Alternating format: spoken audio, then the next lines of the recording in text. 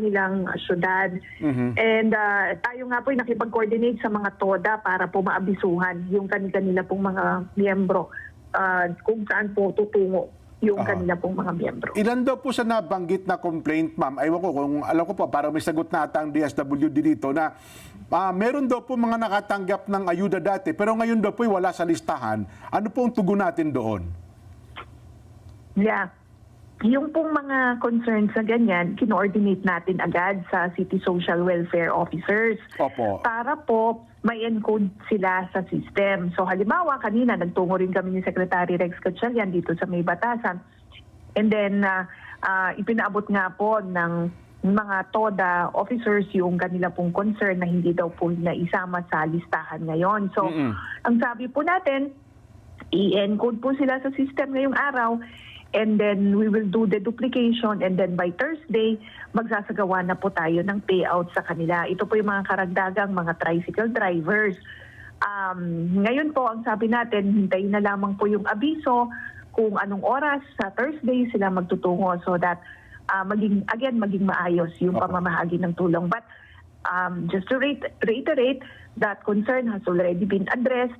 And sabi naman po sa DSWD, mahalaga na maisama po natin itong mga drivers para po makatulong sa kanila. So wala naman po palang tatanggihan. Yun lamang pong wala sa pangalan, hanggang Thursday po, i-encode lang yung pangalan nila ngayon. Tama po. Ang mahalaga lang, hindi magkaroon ng duplicate entries. Kasi baka naman po driver sa halimbawa, driver ng tricycle dito sa bayan na ito, and then tricycle driver din sa kabilang bayan sa ibang araw. Yun lang naman po ang hinaayos natin. Kaya si DSWD nagsasagawa ng deduplication process. Kaya nga po, hinihiling namin sa mga local government units na i-encode po doon sa sistema o doon sa system yung complete na information. Kasi baka nagtataka sila, bakit po kailangan pati yung birth date i-encode sa system?